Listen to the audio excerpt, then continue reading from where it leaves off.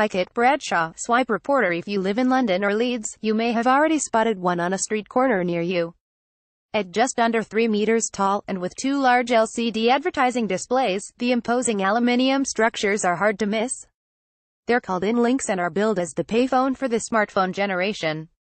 Behind the shiny facade are 4 powerful computers, allowing the InLinks to offer calls, ultrafast Wi-Fi and USB charging. All for free, paid for by advertising. It's intentionally not like any other phone box, explained Matt Bird, general manager of InLinkUK.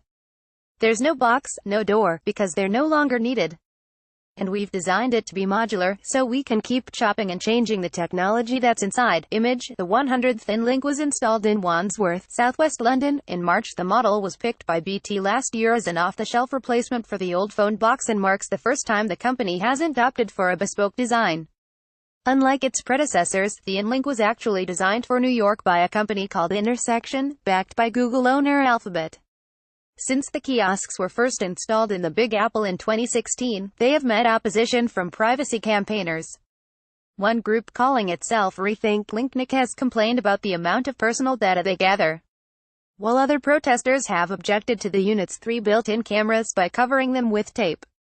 While the British unit isn't identical to its American cousin, the privacy concerns have followed it to this side of the Atlantic.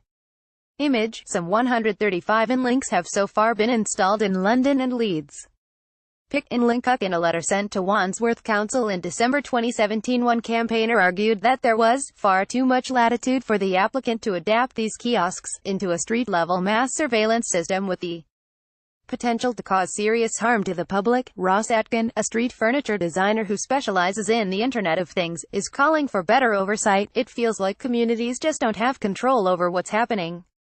Once planning permission has been given for a kiosk, it's there and the community has no way of controlling what data it's gathering and what it's used for, he said. I think we need to change the planning system in the long run so that it's able to deal with connected devices in public spaces, but I think in the short term, we need to stop installing these kiosks. Image, protesters in New York covered the kiosk's built-in cameras. In the UK, they're switched off at launch. Pick Twitter, @_cryptome_InLinkUK told Sky News they've learned lessons from the American launch and are keen not to repeat the same mistakes here. We have no interest whatsoever of tracking individuals, whether it's on Wi-Fi or other means. We care about utilizing data for good, said Mr. Bird. The built-in cameras are turned off while we try to think about the best use for them for community good. Most of the phone boxes being replaced aren't the classic red design, as many of those are listed. But InLinkUK admits some may be removed, if the local council agrees.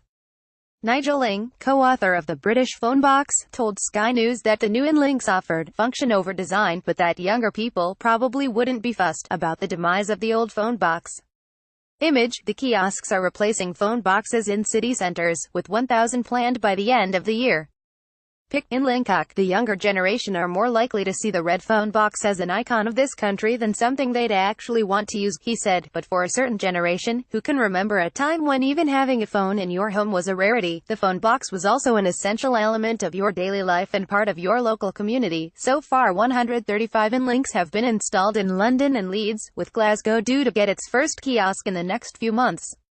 Consortium in charge of the rollout hopes to install 1,000 across the UK by the end of the year. That compares to 33,000 conventional BT phone boxes, half of which lose money.